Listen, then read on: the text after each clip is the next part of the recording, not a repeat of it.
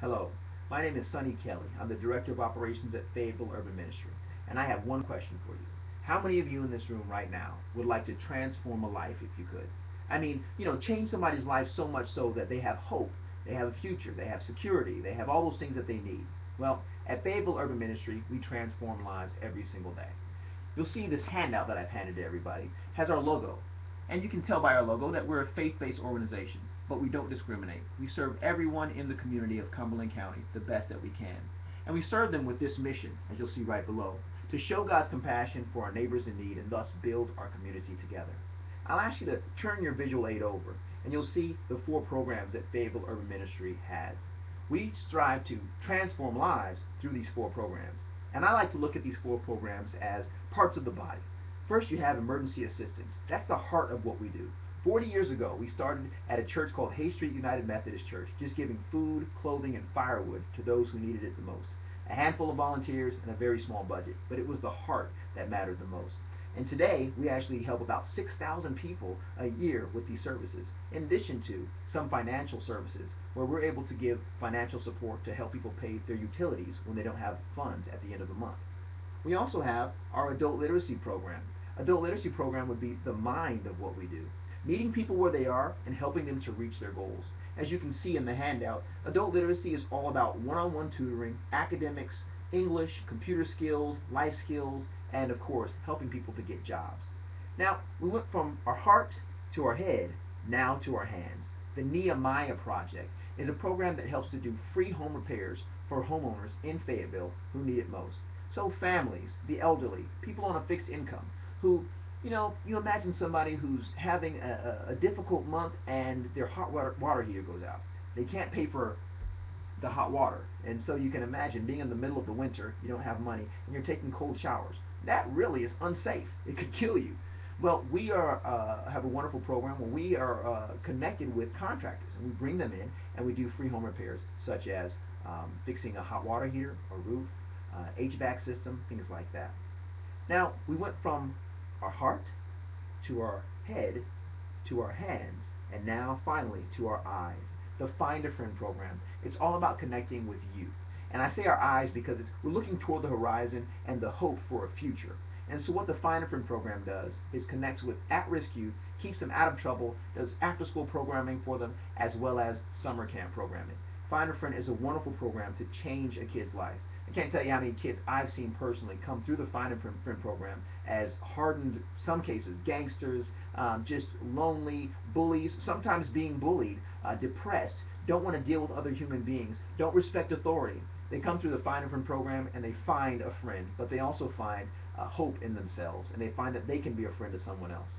So these are 4 great programs that transform lives. Now, I could persuade you to get involved with Fayetteville Urban Ministry, but that would be a whole nother speech. So right now, I'll just say, Fayetteville Urban Ministry transforms lives every day through these 4 programs: emergency assistance, which is the heart of what we do; the adult literacy program, which is the mind of what we do; the Nehemiah Project, the hands of what we do; and finally, the Find a Friend Project, our program, which is the eyes looking to the future for our youth. I hope that you will get involved one day. And if you'd like to learn more about Fayetteville Urban Ministry, please call us at 910-483-5944 or visit the website www.fayurban.org. And remember, no matter what you're doing, you can always take the time to transform a life. Thank you for your time. All right, so that was my informative speech. I tend to be kind of dramatic and impactful as an actor, so I mean, it kind of starts to flow into persuasive, but for the most part, that was a speech that had one thesis, which was to let you know about an organization that transforms lives, and 4 topics, the 4 programs. And you notice that I mentioned those repeatedly. Not only does that help you, the audience, to remember what I'm saying and connect, signposts, right? But it also reminds me, hey, this is where you're going, calm it down. I'm a fast speaker, so I'll go all over the place. So allowing myself to focus on one thesis and 4 topics and repeat those not only keeps you on track, but it also keeps me on track. Well, I used a lot of tips that we learned from the book. Transitions, of course, the organization of the speech. That was what you call expository speech, or extemporaneous speech, which is to say that I knew what I wanted to say, but it wasn't a rote memorized speech, and I wasn't reading like a manuscript. However, I did have notes here, and I was following them and helping you to follow them. One great thing about the way that I use my visual aid, or I really should call it my presentation aid, was that I appealed to all three of the main learning types. You've got your visual, so people were able to look at it and see it. You've got your auditory, so people heard me speaking. And then you have your kinesthetic, people who want to handle the information. So I told you to flip it over, take a look at it yourself, follow it. So anytime you use a presentation aid, do your best to try to appeal to all three of those learning styles. With that said, I'm sure there was a lot that you could critique. I did say a few times, but ums are okay here and there. They're natural. They actually kind of make you seem more human. The key is not to say repeatedly. If you find yourself doing that, slow it down, breathe, and go for the pause. A pause is always a great way to collect yourself, but also gain respect with the audience and let them take a moment to think about what you're saying. And be careful, just because you're not saying doesn't mean you don't have an The word like is oftentimes an the words, you know what I mean, can you see, actually.